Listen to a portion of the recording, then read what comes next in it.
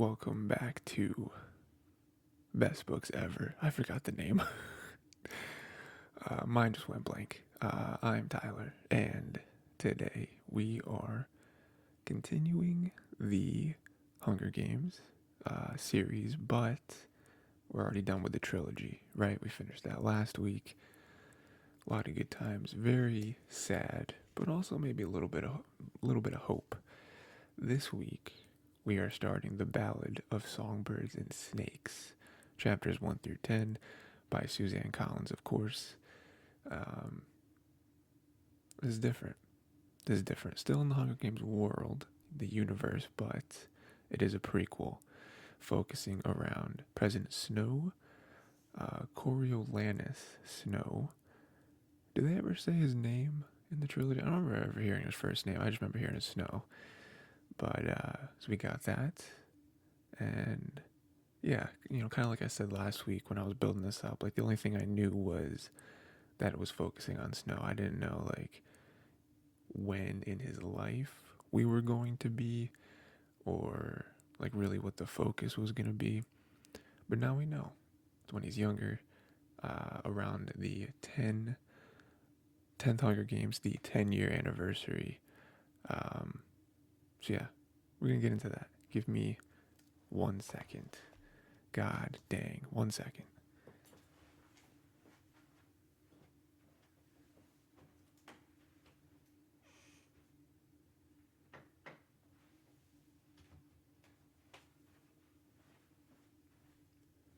I'm back. I'm back. Sorry about that. A more motivated version of me would edit that out, the silence out, but I warned you. And that's what I'm gonna do. Okay, so we're back. We're in it. This book so far is really good. Like really good. And like I wasn't necessarily expecting it to be bad, but in my head there's a little part of me that's like, how could this book be better than the trilogy, right? I mean, that's not really fair. One book versus a trilogy.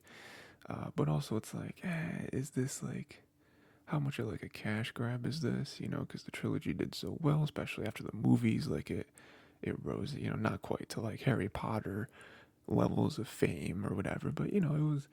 This is definitely one of the more remembered, um, like book adaptation franchises that exist. Um, it's like how much is this? But it's really good so far. Like I really like their perspective. I think some of it is expected, where it's like, oh, we're gonna go into this book and you're gonna care for Snow, versus the trilogy where you're like, I hate Snow. I wish he would be gone. So that was expected, and they're doing a pretty good job of it. But there's other characters here that are really really good. Um, so yeah, I think we're gonna go a little different this week. I think we are gonna start at the beginning, um, just because it's new.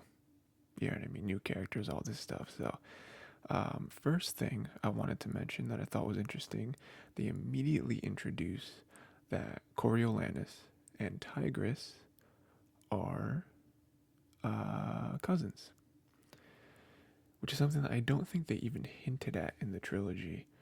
Um, which is interesting because we know, so we presume that there is a falling out between them because when Tigris is introduced in the trilogy, we talked to her or whatever, and there was a moment where um, Katniss says something, because it's very hard to read Tigris, so Katniss says something about like, we're we're gonna get him, we're gonna get Snow, don't you worry.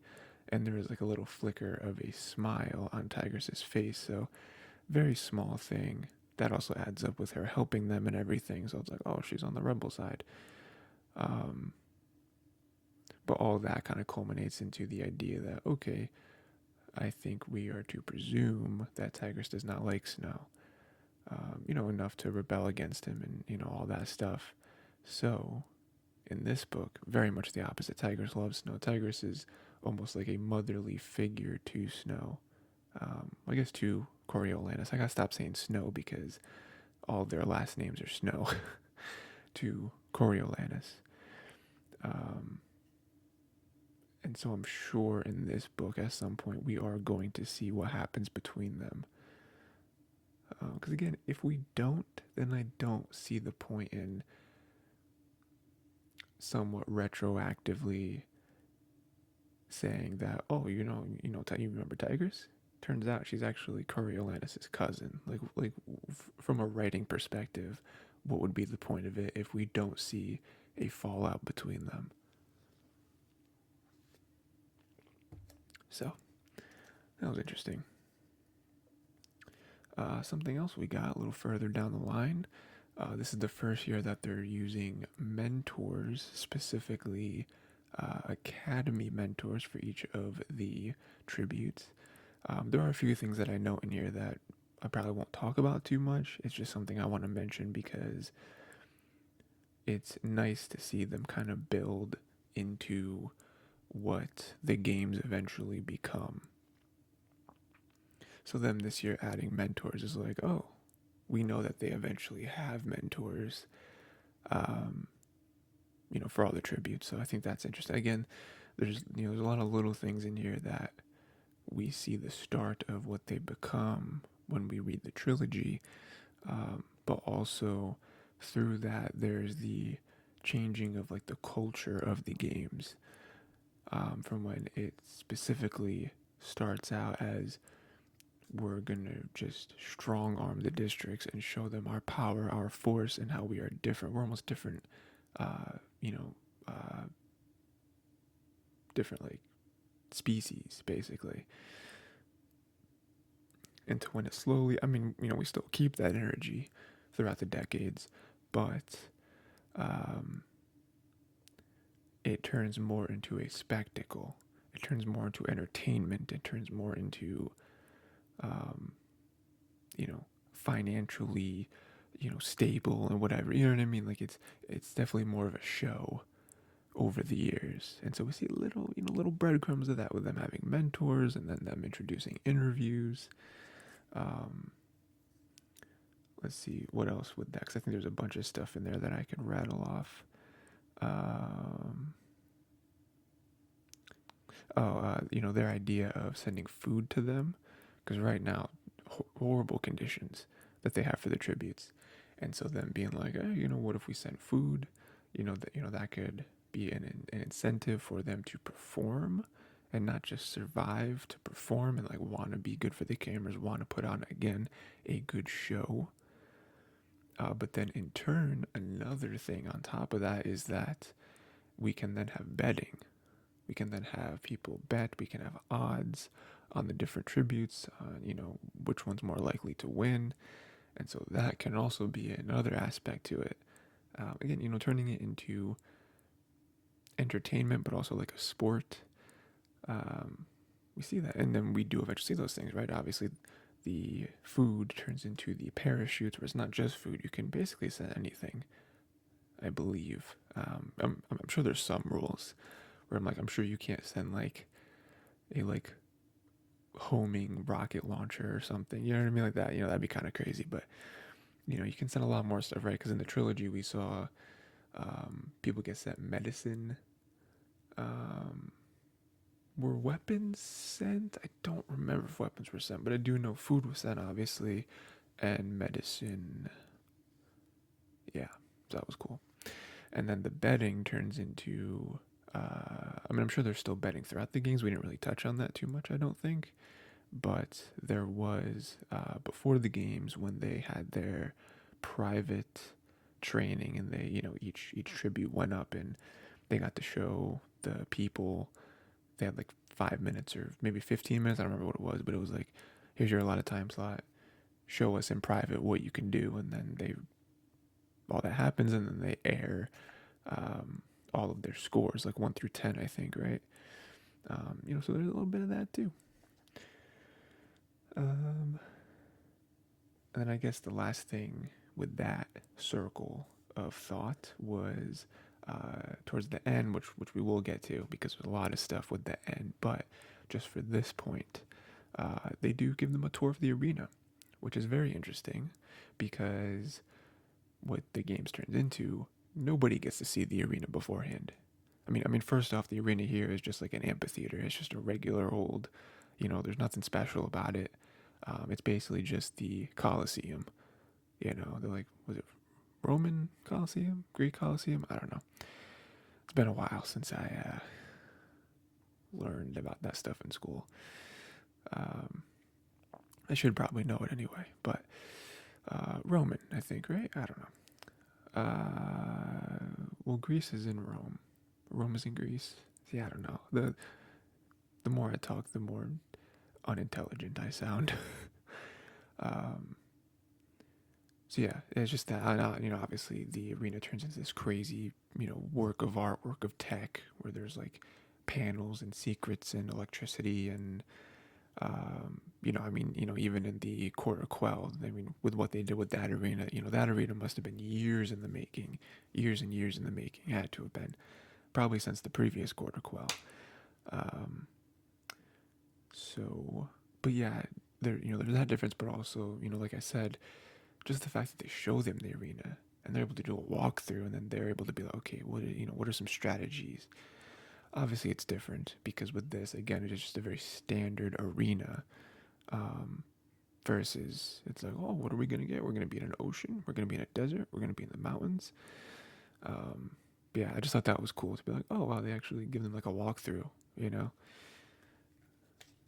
again, the idea of this being a show for everyone to watch as entertainment on their television is not true yet. We're still in the era where, again, it's barely been a decade since they started this, since the war, quote unquote, ended.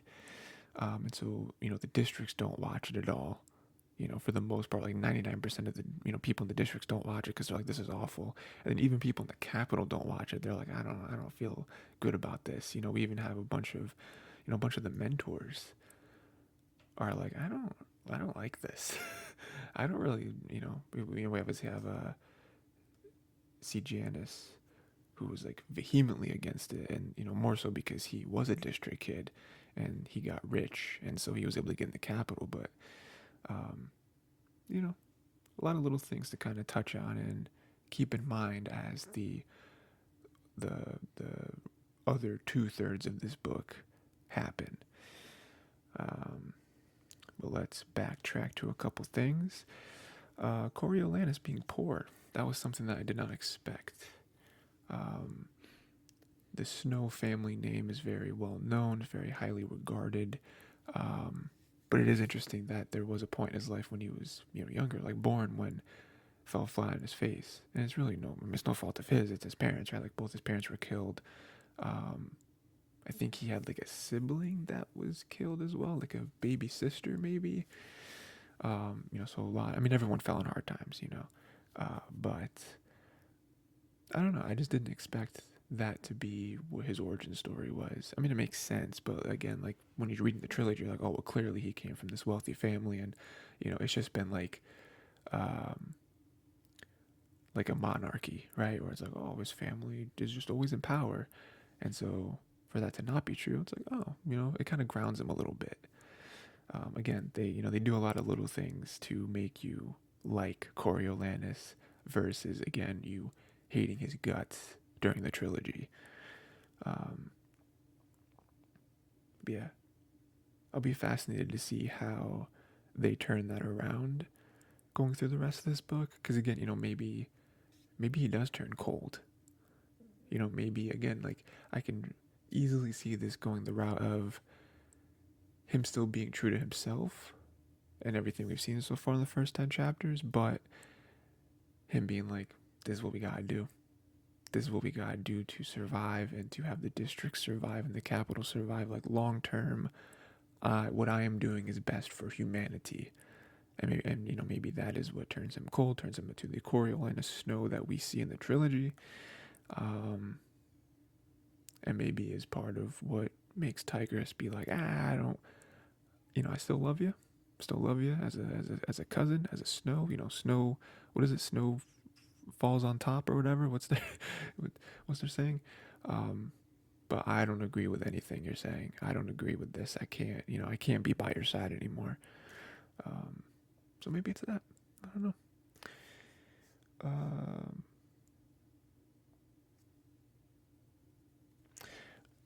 Lucy Gray.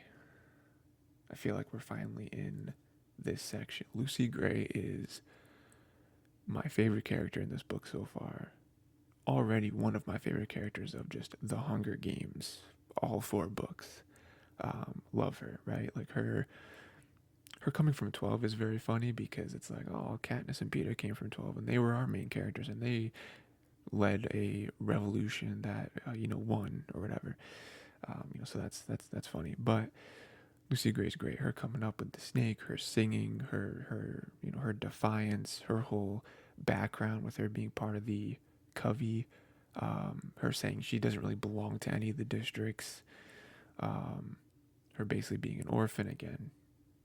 Already mentioned the Covey, and just like her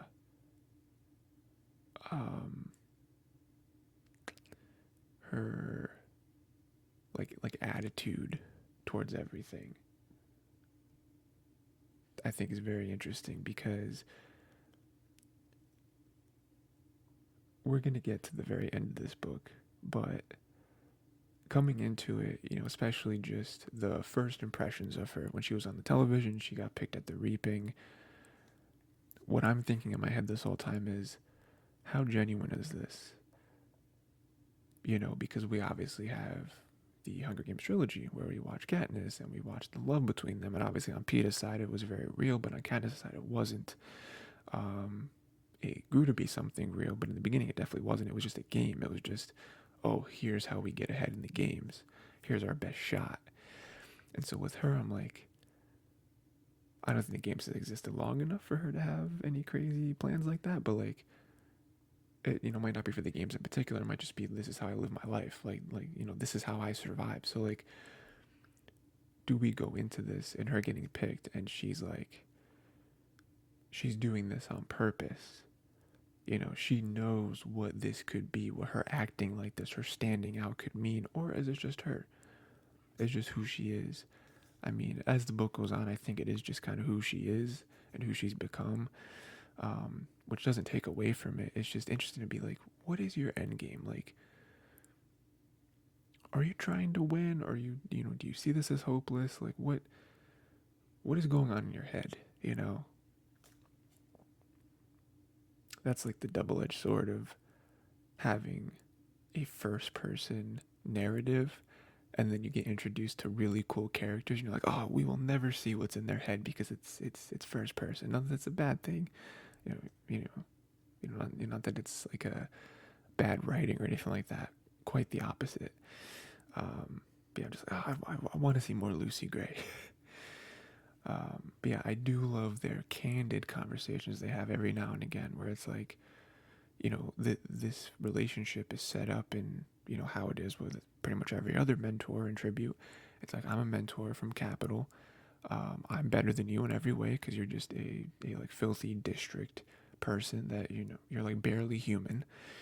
And I'm here for my own personal gain, because if I have a good performance and I get like a good grade and get in, it is a gold star on my permanent record, basically, in one way or another. And so, and then on a tribute side, it's like they're still looked at as rebels, even though at most they would have been like 8 when the war ended. So it's like they're not.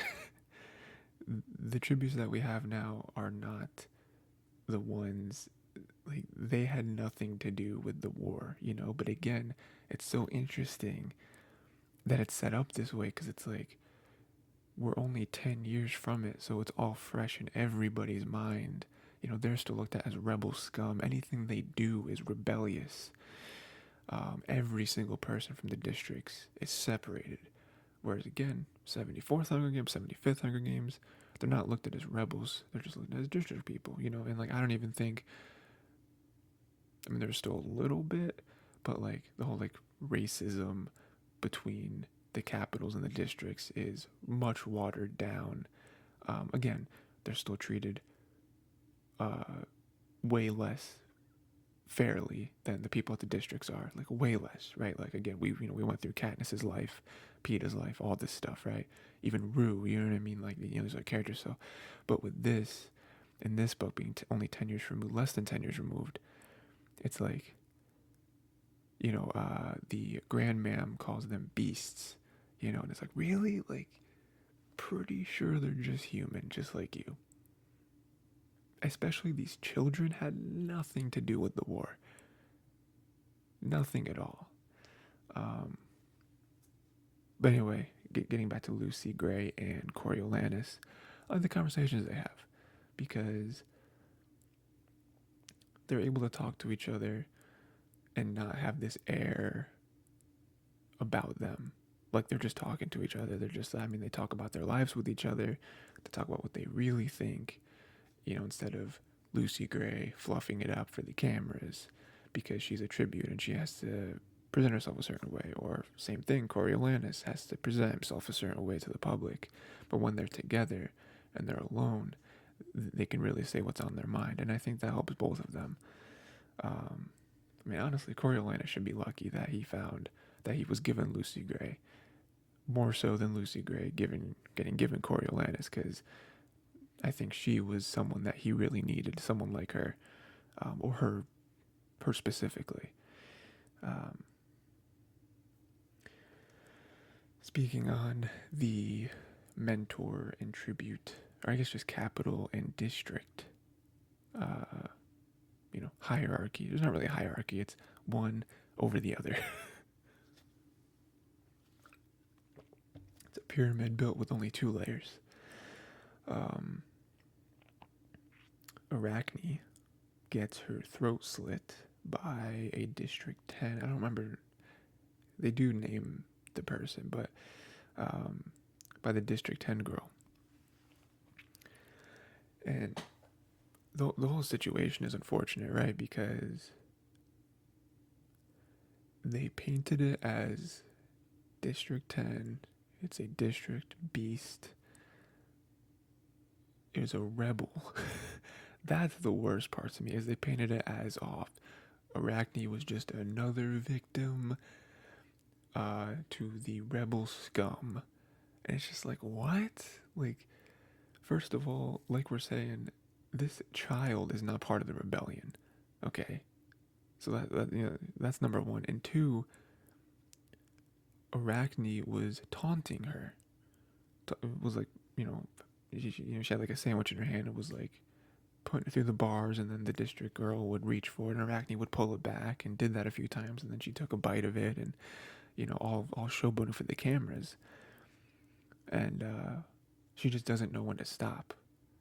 That was her problem, and I think it does have partly to do with the district and capital people relationship and their dynamic. Again, thinking of them as better than all of them out the gate, like there's no doubt. My mom, again, these like, again, it's only been 10 years, but at this point with the new generation, you do kind of look at it as the old generation's way of thinking, with the grandman being like, again, beasts, rebels, like this is what they deserve. And it's like, she's like 12. She was 2 when the war ended. Like, why does she deserve this? And them not being fed for days, it's like, it all culminates into that moment, and there is no way that a rational person could think that it was not 100% Arachne's fault that she got killed. But again, them painting it the way they do to make it seem like the capital is golden, that never goes away. We see that plenty of times during the trilogy. So it's just hard to watch, And then we get to the very, very end. Well,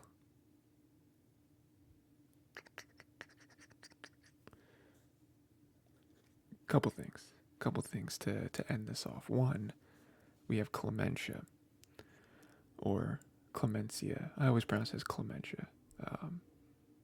So deal with that. Clementia gets bit by the snakes, rushed away. It was all because of a lie. Dr. Gall is crazy, to say the very least. She comes back, wakes up Coriolanus in the middle of the night at the hospital. She's freaking out. Her skin, her eyes are looking crazy. We look at her back. I think it was her back, right? Or like somewhere on her torso, I believe. Got like neon scales on her, and she says that it's growing. It's spreading. She gets taken out, not killed, like physically dragged out of the room, whatever. Then the doctor comes and tries to, quell any weirdness in Coriolanus's thinking when it comes to Clementia. Why is this important? Well, we know. I mean, first off, just in this book, we know the weird stuff that Dr. Gall does, and we saw her little lab thing. But in the future, we also see mutts, which she does refer to them as in this book as well. But we see mutts in the future, and what we believe them to be, at least what they give the impression of. But we're pretty sure that it's somewhat true as well that people are used to be turned into mutts. Or at least help being experimented on, whatever, right? So we're looking at this and we're like, I mean, we know in the lab, like we saw like Avoxes have like animal parts grafted onto them and stuff. So we know that's true. So then we look at Clementia and it's like, oof, you know, like the doctor could cover it up.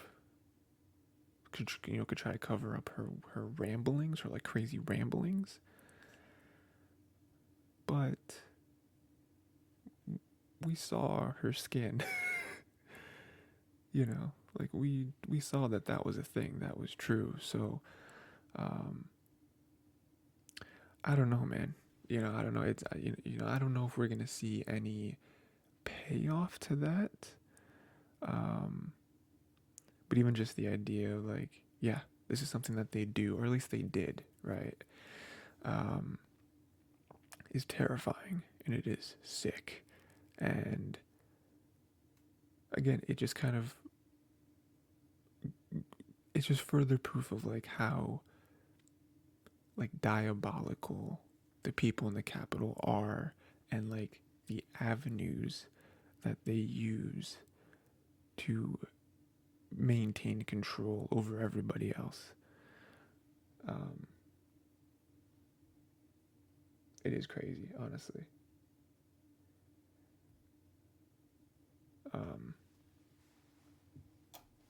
Whoops, what was that? What did I just do? Breaking stuff. And then we get to the very end with the bombing. Thought there was a hovercraft. It wasn't. Seems they were planted. We don't know who it is. I'm sure very, very soon we will learn who was in charge. Who kind of masterminded all of this. But it is an important moment because, I mean, obviously we have the great time of Lucy Gray seemingly maybe thinking about escaping on her own, but coming back and saving Coriolanus. Bunch of people dead, tributes, mentors, all this stuff. But two big things, right? One, who did this, and what does it mean, right? Like, how long were those bombs planted? What exactly was the plan there? Clearly, it was against the games in particular because they bombed the arena. It was symbolic of the games, plus it's where the games were held. So what happens there? Does this start a ripple in the war? It's kind of like an earthquake, right? When an earthquake happens, it happens, but then there's like aftershocks. They're kind of like, ooh, aftershocks, and aftershocks can be pretty big too. So it's kind of like that, right? Where like the war ended a decade ago, but some people never stopped. So is this going to be like a situation like that? I guess we'll see. And then Lucy Gray saving Coriolanus, like that's huge, because at the end of the day, she could have been like, see ya, now probably would have died, probably would have got shot down in the streets, just like I think a couple other districts did. But then it ends with a great line. the atmosphere of their meeting that they're having is very dour. Energy has shifted, you know. Again, we kind of have this idea that, not sure, again, there's just so many things that I would love to be inside of Lucy Gray's head for, to see what is she doing, you know? Because the whole time, you know, could just be Coriolanus's, you know, imagination, but we're like, is Lucy Gray kind of flirting with him a little bit? Or, you know, or is she just being quippy? You know, again, is this just who she is? She's not necessarily trying to, you know, turn this into something or whatever. But this is kind of shifted where like a little bit of that is gone. And I love the line at the very end, you know, where she, you know, he's like trying to thank her so much, you know, whatever. And he's just like, I don't know how I could repay you. And she says, you can start by thinking I can actually win. And that's where the part ends. We're entering the next part. And again, I've been saying it, I'll say it again. What is in her head? What is going through her head? Because up until this point, I feel like the energy she had was, I'm not going to win. Like, I'm not built for this. This is, you know, me winning is not even a question. You know, it's not even a possibility, right? You know, so maybe that's why she was doing what she was doing, because she was just trying to make a big impression, trying to maybe cause a little disruption here and there, knowing she wasn't going to win, but, you know, a little bit here and there. If she knows she's going to die in like a week, why not try to live it with some purpose in that sense? But now, and again, this could be wrong. Maybe she thought low key she had a chance to win the whole time. Maybe she was hiding stuff from everybody, you know.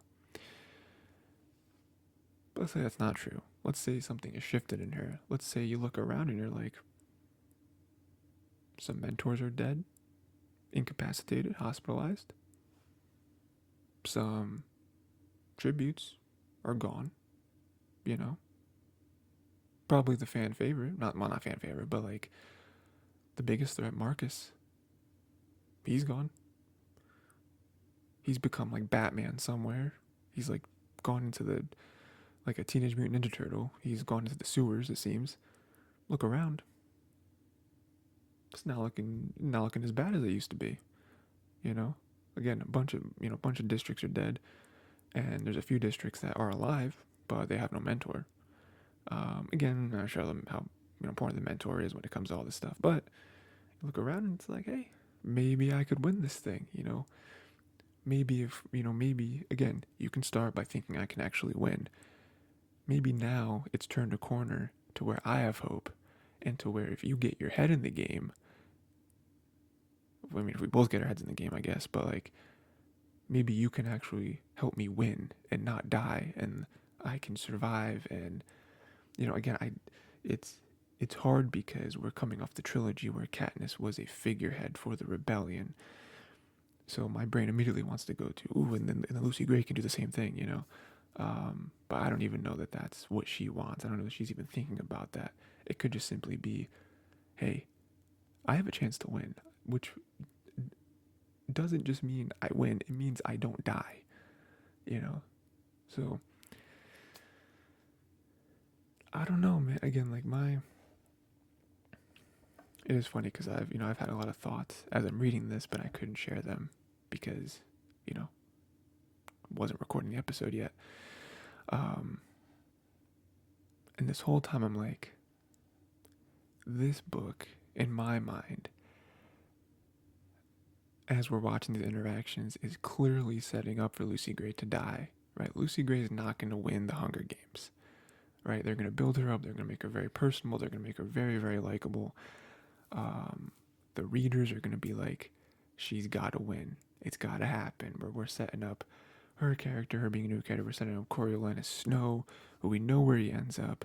But then we see like him now and him trying to do what he does with the games. Like, boom, boom, boom. It's going to end with her winning and them doing it. Maybe that'll lead to Snow's, rise to power or whatever. That'll be like the like kickstart to all of this. But I'm like, I just don't see it. You know, like this whole time I'm like, that would be really nice. But I feel like they're setting us up for sadness. You know, like, she's gonna die after all this. You know. But now, Suzanne Collins, you are giving me hope. And I don't like that because I feel like you're doing it on purpose. I feel like you're giving me hope because you know that they're going to lose. You know that I was right when I said that Lucy Gray is going to die. She's not going to win the games. So you're like, oh, let me give a little bit of hope. So when she does die, it's going to hurt even more. Um, but I don't know, man. You know, going into the next part, I mean, there's still going to be games. I don't know where. Um, but I do hope that they kind of figure this out. You know, I don't know how much more time they have. Um, but I do hope to see them put their heads together and they truly prepare to win. Because this is like the first time with mentors, right? So we know the mentor role in the 74th Hunger Games, 75th Hunger Games, but in the 10th, I don't know that pretty much anyone else is gonna be a team. You know, like we're not at that stage, but Coriolanus and Lucy Gray are. Again, they're giving us, so I don't know what their plan would be, you know, but like, I hate it. I hate it so much. Because they're giving me hope. And that's always the worst. So, we'll see. We'll see what happens. Let me know what you thought of the first 10 chapters of this book, what your thoughts are, and predictions, you know. Like I said, I think they're going to put their heads together. I think they're going to come up with some sort of plan. I totally thought when, like this last conversation, that either Lucy Gray was going to say or Coriolanus was going to propose it, some sort of like escape, some sort of like rescue, some sort of like, I'm going to get you out of here, you know, something like that. But yeah, I'm excited to read the next part. Yeah, good stuff. I guess that's it. So, until next time, read chapters 11 through 20. And we will see what happens. We'll see what happens between Lucy Gray and Coriolanus, what plan they come up with, and, you know, if this is actually possible, if they're not going to tear our hearts out and Lucy Gray can win the Hunger Games.